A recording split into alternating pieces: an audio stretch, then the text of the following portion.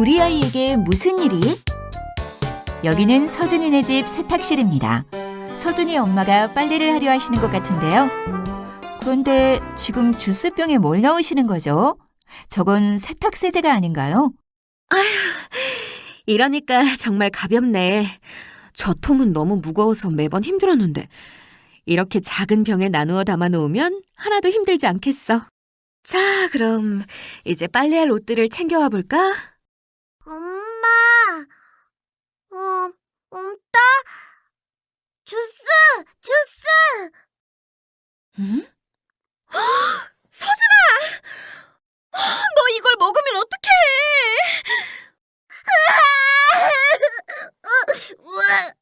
어머, 어떡해! 병원 가자, 병원! 엄마가 나누어 담아놓은 세제가 주스인 줄 알고 아이가 마시고 말았군요. 한국소비자원이 2017년 어린이 안전사고 동향을 분석한 보고서를 보면 중독과 관련된 사례들을 확인할 수 있는데요. 만 2세의 남아가 할아버지의 고혈압 약을 삼켜 약물 오용에 의한 중독으로 응급실을 찾았고, 만 1세의 여아가 액상 모기약을 삼켜 소화계통의 화학물질 중독으로 응급실을 찾았었습니다. 또 만 1세의 남아가 가루형 세탁제를 삼켜 소화계통의 화학물질 중독으로 응급실을 찾았었죠. 매년 어린이 안전사고 유형을 조사한 통계자료에 따르면 전체 어린이 중독사고 중 영유아 시기에 일어나는 약물 중독사고가 가장 많은데요. 영유아들은 호기심에 가정용 세제나 어른들의 약을 만지고 입으로 탐색하기 때문에 이와 같은 중독사고가 빈번히 발생합니다. 이런 영유아의 약물 중독 사고를 예방하기 위해서는 영유아뿐 아니라 보호자 또한 약물 안전 교육을 받아야 할 필요가 있습니다. 이번 시간에는 약물 오남용 및 약물 중독 사고와 약물 안전 교육의 필요성, 약물 오남용과 약물 중독의 폐해, 그리고 영유아를 위한 약물 오남용 안전 교육의 내용과 방법에 대해 살펴보도록 하겠습니다. 이에 따른 학습 목표도 확인해 보세요. 1. 약물 오남용 및 약물 중독 사고와 약물 안전 교육의 필요성. 여러분 안녕하세요. 한국소비자원이 2017년 어린이 안전사고 동향을 분석한 결과에 따르면 6세 이하 취약 전 어린이 중독사고가 51건으로 전체 어린이 중독사고의 86.4%를 차지하였습니다.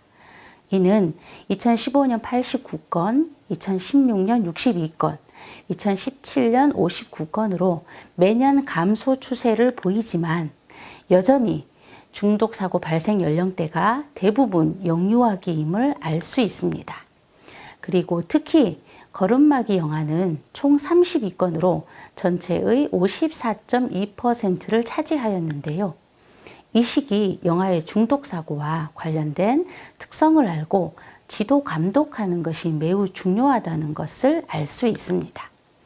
그리고 중독사고 위해 품목은 혈압제, 진통제, 감기약 등을 포함한 의약품이 21건으로 가장 많았고, 이어 청소 및 세탁용품이 6건, 가공식품, 주방세제가 각각 5건으로 나타났습니다. 중독사고 위해 품목별 부작용을 살펴보면 혈압약, 당뇨약, 수면제는 영유아에게 치명적일 수 있으므로 세심한 관찰과 병원 치료가 필요합니다. 소아용 해열 소염제 시럽은 단맛이 가미되어 과용량을 복용할 수 있는데요. 아세트아미노펜이 주성분인 타이레놀의 경우 정해진 1일 투여량을 초과 복용하면 간 손상이나 사망에 이를 수 있습니다. 항고혈압제의 경우 쇼크를 유발하고 심장 독성 및 섬액을 유발할 수 있습니다. 철분제의 경우 단맛으로 코팅되어 과다 복용 가능성이 있으며, 이럴 경우 초기 증상은 복통, 구역, 설사 증상이 보이고 시간이 지나면 위, 장 출혈, 장 경색, 간부전, 심장 독성 등으로 사망할 수 있습니다. 살충제, 표백제, 주방세제, 빙초산, 부식성 화학제품 등이 영유아의 입에 들어갔다면 이것은 소량만 섭취해도 심각한 위험을 초래할 수 있습니다. 구강청결제의 경우 알코올이 함유되어 역류화가 다량으로 삼키게 되면 구토나 복통, 졸음 등의 증상을 일으킬 수 있습니다. 그리고 장난감 중 PVC 관련 장난감이나 나쁜 재질의 페인트 성분 또한 영아가 입으로 빨 경우 독성 물질이 체내로 들어가게 됩니다. 이런 중독 사고 현황에서 살펴본 것과 같이 전체 어린이 중독 사고 중 6세 이하 취약 전 역류아에게 발생하는 중독 사고의 비율이 높았고, 특별히 거론마기 영아에게 가장 많은 중독 사고가 발생했습니다. 즉, 중독 사고는 영아기가 더 위험하다는 것을 알 수 있습니다. 영아는 출생에서 6개월까지의 영아는 가만히 누워서 먹고 자고 울며 성인에게 전적으로 의존하다가 양손을 벌리고 놀고 물건에 손을 뻗어 잡을 수 있고 입속으로 넣기 시작합니다. 그리고 주변 사물에 대한 호기심이 점점 강해져서 탐색하는 행동이 증가합니다. 8, 9개월경이 되면 혼자서 앉아 있을 수 있으며 몸을 기울여 장난감을 집을 수 있으며 손에 든 것은 무엇이든 입으로 가져가는 특성을 보입니다. 12개월 전후로는 혼자서 서고 걷기 시작하며 움직임이 커지고 행동 반경이 넓어지면서 여러 가지 안전사고를 경험하기 시작합니다. 만 1세 이후의 거론마기 영아는 운동 능력이 발달하여 걷고 기어오르고 탐색하는 것을 즐깁니다. 그리고 손에 힘이 세어져 물건을 밀고 당기며 들기도 하고 스스로 문고리를 돌리고 서랍을 열며 사물을 조작하는 능력이 발달해 갑니다.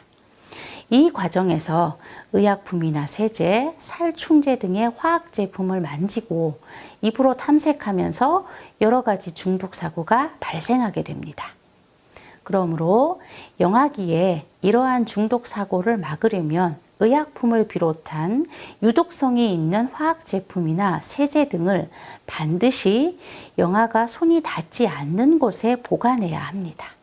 그리고 영아기의 사고는 전적으로 보호자의 주의와 관심에 따라 달라지기 때문에 영아를 돌보는 교사가 안전한 환경을 마련하고 점검하는 것이 중요합니다. 유아기는 운동 능력과 균형 감각이 급속히 발달하고 소근육 활동에서도 구슬을 실로 꿰고 가위질을 하는 등 여러 가지 조작 능력이 가능해지는 시기입니다. 손의 힘도 강해지면서 세제나 화학 제품 등 유독성이 있는 제품으로부터 어린이를 보호하기 위해 만들어진 어린이 보호 포장 용기의 뚜껑을 열 수 있는데요. 이로 인해 위험에 노출될 수 있습니다. 또한 호기심이 강하지만 위험을 예상하는 능력이 부족하고 위험 상황에서 피하거나 자신을 보호할 능력이 없습니다. 그러므로 교사는 이러한 특성을 알고 미리 예측하여 사고를 막아야 하며 유아가 생활하는 보육 환경의 안전을 점검해야 합니다. 또한 유아에게도 약물 안전 사고 및 중독 사고의 위험성을 알려주므로 안전한 행동을 할 수 있도록 지도해야 합니다. 그리고 미술과 조형 활동 시 필요한 물감이나 점토, 크레파스 등을 이용할 경우에도 반드시 KC 마크를 확인하여 무독성 물질을 사용해야 합니다. 2. 약물 오남용과 약물 중독의 폐해. 인체에 적용했을 때 적은 양으로도 인체의 감정 또는 신체 기능에 양리학적 영향을 미치는 모든 물질을 약물이라고 하며, 이 중에서 사람 또는 동물의 질병의 진단, 치료, 경감, 처치, 예방의 목적으로 사용되는 약물을 의약품이라고 합니다. 약은 흔히 양날의 칼로 비유되곤 하는데요. 양날의 칼처럼 유용성과 위험성을 함께 갖고 있기 때문입니다. 약은 병을 치료하기도 하지만 모든 약에는 부작용이 함께 존재합니다. 예를 들어 콧물을 줄이는 항히스타민제는 졸리움을 유발하고 소염 진통제는 위장을 자극하며 각성제는 불면 상태가 되게 합니다. 즉, 안전하게 약을 사용하기 위해서는 약을 먹으며 얻는 효과와 함께 약이 인체에 미칠 수 있는 해로움을 파악하고 저울질해서 신중하게 사용해야 합니다. 약의 오용은 약을 잘못 사용하는 것입니다. 특정 질환에 적합하지 않는 약을 자신의 임의대로 부적절하게 사용하거나 정해진 용법과 용량을 지키지 않거나 또는 불규칙하게 복용하는 것입니다. 예를 들어 항생제가 처방된 약을 증상이 좋아졌다고 그만 먹고 끊는다거나 형이 먹었던 약을 증상이 비슷하다는 이유로 동생에게 먹이는 등의 경우가 이에 해당합니다. 약물 남용은 의도적으로 약물을 본래 목적과 다른 목적으로 사용하는 것입니다.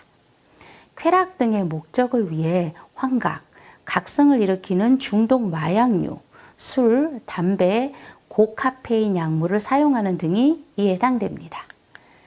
자연 치유가 될 수 있는 병에도 약을 과잉 복용하고 치료도 되지 않는 증상 완화제를 치료약으로 인식하여 남용하고 위험성을 잊고 남용하도록 하는 광고의 영향 등 이와 같은 약의 오남용 사례는 우리 주변에서 흔히 볼 수 있습니다. 이렇게 오남용하기 쉬운 의약품은 우선 진통제입니다. 진통제는 가장 일상적으로 접할 수 있는 의약품으로서 통증을 제거할 수 있는 가장 손쉬운 방법이라고 여겨서 참지 않고 약으로 쉽게 해결하려고 하기 때문에 남용되는 경우가 많습니다. 진통제 중 아세트아미노펜이 주성분인 타이레놀은 정해진 일일 투여량을 초과 복용하면 간 손상을 일으키며 특히 술을 마신 후 두통으로 타이레놀을 먹으면 심각한 간 독성을 나타낼 우려가 있습니다. 다음은 비스테로이드성 소염 진통제입니다. 주로 염증과 통증을 완화시키기 위해 먹는 진통제인데요. 오랫동안 의존하면 메스꺼움과 변비를 동반한 위장질환의 부작용이 있으며 심각한 합병증으로 이어질 수 있습니다. 그리고 항히스타민제는 알레르기 약으로 피부 가려움을 완화시켜줍니다. 하지만 졸음과 현기증 같은 부작용을 유발하기 때문에 운전을 할 때는 먹지 않아야 합니다. 수도에페드린은 알레르기성 비염이나 코감기에 쓰이는 약인데요. 수도에페드린 성분의 약은 심장 박동수를 갑자기 증가시키고 신경과민증, 불면증과 같은 부작용이 있습니다. 다음, 항생제는 인류의 수면 연장과 질병 치료에 매우 소중한 약입니다. 그러나 질병의 증세가 좋아졌다고 항생제를 임의 중단하거나 약의 효과를 과신하여 남용하면 내성이 생기게 되는데요.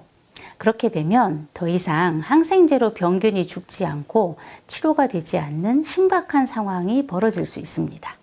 이것이 슈퍼박테리아라는 무서운 항생제 내성균을 양산하게 된 결과입니다. 약물 중독은 약물 의존과 약물 중독으로 나누어 볼 수 있는데요. 약물 의존은 약물의 노예가 되어 약물이 없이는 지내기가 불편하고 괴로운 상태가 되어 계속 약물을 찾게 되는 갈망과 금단 증상이 있는 상태입니다. 그리고 약물 중독은 약물의 심리적 또는 신체적 의존성을 보이는 증상으로 유해한 약물이 신체 내로 과도하게 흡수되어 여러 가지 부작용이 나타납니다. 우리 두뇌에는 도파민 보상회로라는 내적 동기부여 시스템이 있습니다. 인체에 흡수된 약물 자극으로 과다한 도파민이 분비되면 이 보상회로의 조절이 깨어지고 비정상적인 과다분비 상태를 갈망하게 되는 것입니다. 중독성 약물의 종류에는 중추신경을 흥분시키는 카페인, 니코틴, 코카인, 암페타민 등이 있으며 반대로 중추신경을 억제시키는 알코올, 흡입제, 마약류, 수면제, 신경안정제, 항히스타민제 등이 있습니다. 그리고 흥분과 억제작용이 한꺼번에 일어나게 하는 환각제인 대마초, LSD, 강력한 진통제로 사용되는 아편계 마약류가 있습니다. 이들 중 영유아에게 영향을 줄 수 있는 담배, 술, 카페인의 위해성에 대해 함께 살펴보도록 하겠습니다. 담배에는 4,000종 이상의 독성 화학 물질이 포함되어 있고 이 중 250종은 해롭다고 알려져 있으며 69종은 발암 물질입니다. 그중 주된 독성 화학 물질은 니코틴, 타르, 일산화탄소인데요. 담배 한 개비에 들어있는 1에서 2mg의 니코틴을 연기로 흡입하게 되면 혈관을 통해 10초 이내에 뇌에 도달하여 신경 전달 물질인 도파민을 활성화시켜 줍니다.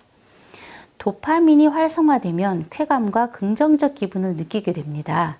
흡연 후 시간이 경과하게 되면 혈중 니코틴의 농도가 떨어지게 되고 도파민의 분비가 감소되어 흡연 욕구가 증가하는데요. 이것이 중독을 강화시키며 육체적, 정신적으로 니코틴에 의존하도록 만드는 것입니다. 그리고 타르는 암에 걸리는 원인 물질이며 일산화탄소는 혈액의 산소 운반 능력을 떨어뜨려 만성 저산소증 현상을 일으키게 됩니다. 간접 흡연의 피해도 심각한데요. 흡연 시 발생되는 연기의 80% 정도는 담배가 타면서 담배 끝에서 나오는 불유연이며 나머지 20% 정도가 흡연자가 흡입한 뒤 내뿜는 주류연입니다. 그런데 간접 흡연을 하는 사람은 주류연과 불유연이 혼합된 연기, 그 중에서도 발암물질과 유해화학물질이 높은 농도로 포함된 주로 불유연에 더 많이 노출되기 때문에 담배를 직접 피우는 사람보다 더 큰 피해를 보게 됩니다. 간접 흡연은 심각한 심혈관 질환과 호흡기 질환을 일으키고 두통, 기침, 재채기, 콧물 등이 있으며 호흡기 알레르기가 있는 사람의 경우 알레르기 증상이 악화됩니다. 특히 간접 흡연의 피해는 10세 이하의 어린이에게 더욱 치명적인데요. 어린이의 몸은 아직 완전히 성숙한 상태가 아니기 때문에 부모가 흡연을 하는 경우 영유아는 기관지염이나 폐렴과 같은 호흡기 질환, 중이염에 걸릴 확률이 2~3배 높아집니다. 임신 중 산모의 흡연이나 출산 후 부모의 흡연은 영아 돌연사 증후군에 걸릴 위험을 2배 증가시킵니다. 알코올 중독은 알코올의 지속적이고 지나친 사용으로 인해 심리적, 신체적 문제와 더불어 대인관계의 문제 등을 초래하는 질병입니다. 흡수된 알코올은 전체의 약 10%가 신장 및 폐를 통해 그대로 배설되며 나머지 약 90%는 간에서 산화됩니다. 알코올이 산화되면서 에너지가 생기므로 배가 고프지 않아 다른 음식의 섭취를 소홀히 할 수 있는데요. 그래서 비타민 결핍증, 영양 실조에 걸릴 수 있습니다. 이런 알코올은 뇌에 작용하여 여러 가지 효과를 나타내는데요. 혈중 농도가 0.05%이면 사고와 판단력이 느슨해지고 0.1%이면 걸음을 제대로 걷지 못하는 등의 운동신경의 불균형을 초래하며 0.2%이면 운동신경이 마비되고 감정조절 중추에도 영향을 미쳐 갑자기 이유 없이 화를 내고 충동적, 감정적으로 변합니다. 지속적인 알코올 섭취는 지방간이나 간경화, 간암을 일으키고 위염, 위궤양, 심장질환을 유발시킵니다. 그리고 알코올을 다른 약물과 함께 복용하면 간에서 서로 대사를 방해하기 때문에 약물의 독성이 나타날 수 있습니다. 알코올은 태아에게도 심각한 영향을 미치는데요. 산모가 알코올 중독인 경우 태아는 정신지체, 발육부진, 사지기형, 심장결함, 운동 발달 지연 등의 문제가 생길 수 있습니다. 마지막으로 카페인은 가장 보편적인 중추신경 흥분제로서 커피의 주 성분이며 홍차, 녹차, 코코아, 콜라 등 청량 음료수에도 다량 들어 있습니다. 소량만 섭취해도 각성 상태가 강화되며 졸음과 피로를 없애주고 심장을 빨리 뛰게 하며 혈압을 올려줍니다. 그리고 위를 자극하여 위산의 분비를 촉진하므로 식사 후 소화를 촉진하기 위해 일상적인 기호식품으로 널리 쓰입니다. 또한 진통제 등의 주 구성 성분이 되어 진통작용을 극대화하거나 코감기 약에 섞여서 항히스타민 부작용을 줄일 목적으로 치료용 의약품에도 활용됩니다. 그러나 카페인은 인체가 칼슘과 철분 등의 영양소 흡수 과정을 방해하여 어린 나이에 자주 먹으면 키가 크지 않게 되거나 빈혈, 골다공증 등의 부작용을 초래할 수 있습니다. 그리고 흥분 상태가 유지되므로 잠을 잘 수 없고 이뇨작용으로 탈수 증상이 나타날 수 있습니다. 카페인 중독이 된 후 카페인을 섭취하지 않으면 집중력이 떨어지고 졸리며 복잡한 것을 암기하는 능력이 저하될 수도 있습니다. 3. 영유아를 위한 약물 오남용 안전교육의 내용과 방법. 영유아 약물 안전교육의 목표는 일상생활 속에서 접하게 되는 여러 약물의 이로움과 해로움을 알고 약을 바르게 이용하며 약물로부터 자신의 몸을 건강하고 안전하게 지킬 수 있도록 하는 데 있습니다. 영유아의 약물 오남용 사고를 예방하기 위한 안전수칙은 먼저 약은 아플 때만 먹어야 하며 반드시 약사나 믿을 만한 어른이 먹으라고 하는 약만 먹습니다. 둘째, 몸이 아프면 병원에 가서 진료를 받고 약국에서 처방전대로 약을 받은 후 부모님이 주시는 대로 약을 먹습니다. 셋째, 약은 물과 함께 먹어야 하며 다른 음료수와 먹으면 약의 효능이 낮아짐을 압니다. 넷째, 안전한 약 복용법을 지킵니다. 안전한 약 복용법은 다음 내용을 참고해 주세요. 다섯째, 남은 약은 반드시 약국에 가져가서 버립니다. 여섯째, 맛있는 맛과 냄새가 난다고 해서 함부로 먹으면 안 됩니다. 일곱째, 좋은 약이라고 해도 많이 먹으면 해롭기 때문에 약은 정해진 양만 먹어야 합니다. 그럼 약물 오남용 활용 교육 방법을 설명하겠습니다. 먼저 영상 자료를 활용합니다. 영상 자료는 아동안전사고 예방 사업의 일환으로 보건복지부에서 제작한 약을 올바로 사용해요. 약은 간식이 아니야를 활용할 수 있습니다. 두 번째, 실물 자료를 활용합니다. 실물 자료를 활용하여 약의 종류는 다양한 것을 알고 아픈 곳마다 사용하는 약의 종류가 다르다는 것을 알아봅니다. 여러 가지 약의 종류 중 영유아가 좋아하는 사탕이나 젤리, 초콜릿과 비슷한 약을 보여주며 모양이 비슷하다고 함부로 먹지 않도록 이야기를 나눕니다.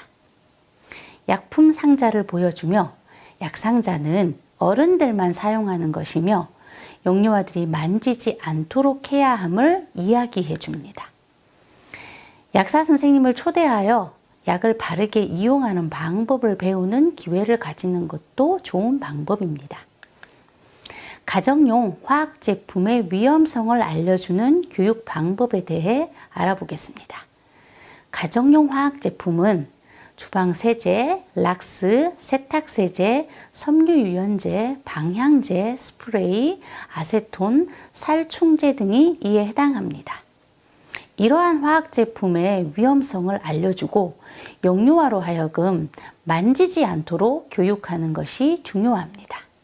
이와 관련된 교육의 내용 및 방법을 소개하면 다음과 같습니다.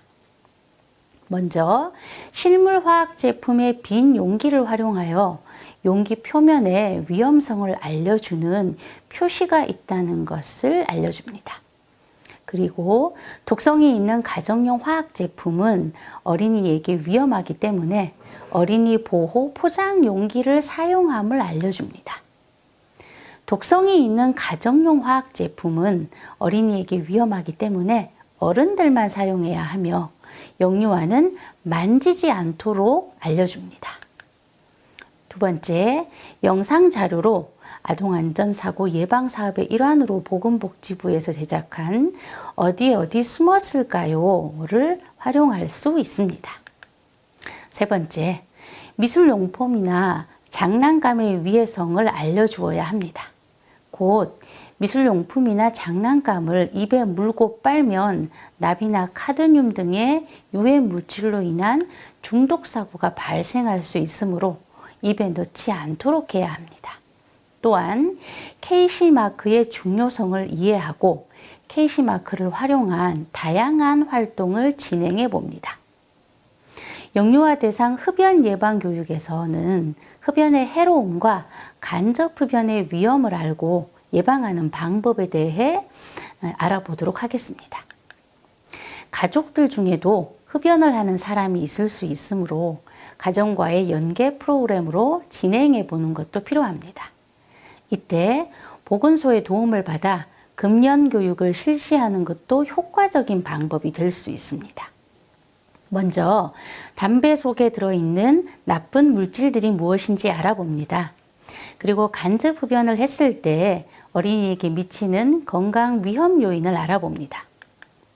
알코올 예방 교육은 우선 영유아들이 가정이나 주변에서 술을 마시는 어른들을 본 경험이 있는지 이야기를 나누어 봅니다. 그리고 술을 먹게 되면 우리 몸속 어느 부분에 흡수되어 아플 수 있는지, 음주로 인해 생길 수 있는 질병이 무엇이 있는지 알아봅니다. 또 영유아들은 무엇보다 아무거나 함부로 마시지 않도록 하며 보호자가 주는 것만 먹고 마셔야 함을 강조합니다. 알코올 예방 교육을 위해서는 음주 안경을 통해 음주 체험 활동을 할 수 있고 영상 자료를 활용할 수 있는데요. 음주 안경을 쓰고 선을 따라 걸어보는 경험을 한 후 유아들과 이야기를 나누어 봅니다. 그리고 라바 음주 운전편 영상 자료를 보며 술을 마신 후 운전을 할 때 일어날 수 있는 위험한 상황들을 생각해 봅니다. 카페인 예방 교육을 위해서는 다양한 실물 음료들을 준비하여 성분을 살펴보고 영유아들이 마실 수 있는 것과 마실 수 없는 것을 구분한 뒤 그 이유를 알아봅니다. 또 카페인이 몸에 해로운 이유를 알아보고 카페인이 들어있는 음료를 찾아봅니다. 활용할 수 있는 영상 자료는 몸에 좋은 것만 마셔요 라는 영상 자료를 활용할 수 있습니다.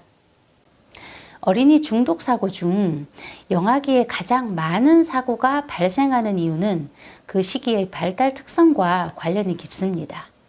영아는 주변 사물을 탐색하고자 하는 호기심이 강하고 성장함에 따라 움직임과 행동 반경이 넓어지면서 여러 가지 안전사고를 경험합니다. 특히 손에 힘도 세어져 물건을 밀고 당기며 들기도 하고 스스로 문고리와 서랍을 여는 등 사물을 조작하는 능력이 발달해 가면서 의약품이나 세제, 살충제 등의 화학제품을 만지고 입으로 탐색하게 됩니다. 이 과정에서 여러 가지 심각한 중독 사고가 발생할 수 있는데요. 그러므로 영아를 돌보는 교사는 이러한 사고를 막기 위해 의약품을 비롯한 유독성이 있는 화학제품이나 세제 등을 반드시 영아가 손이 닿지 않는 곳에 보관해야 합니다.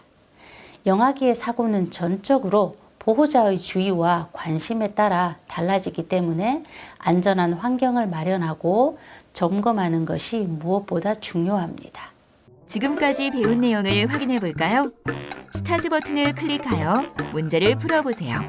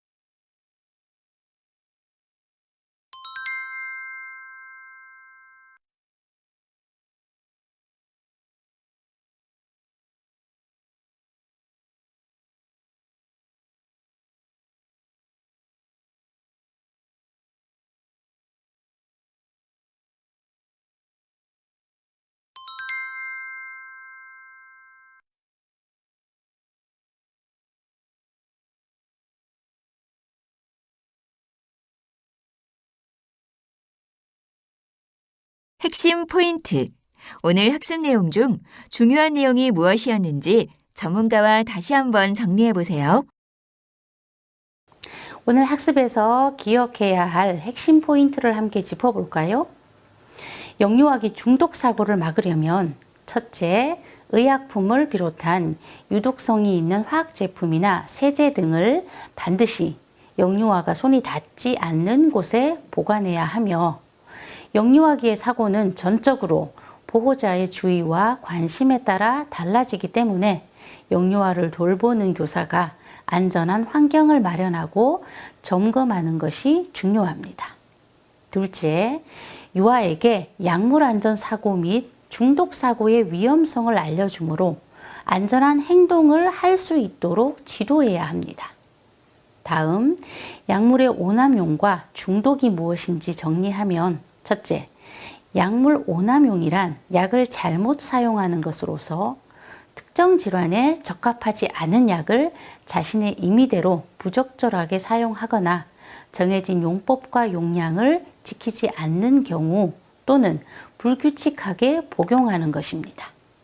둘째, 약물 남용이란 의도적으로 약물을 본래 목적과 다른 목적으로 사용하는 것으로서 쾌락 등의 목적을 위해 환각, 각성을 일으키는 중독 마약류, 술, 담배, 고카페인 약물을 사용하는 등이 이에 해당됩니다.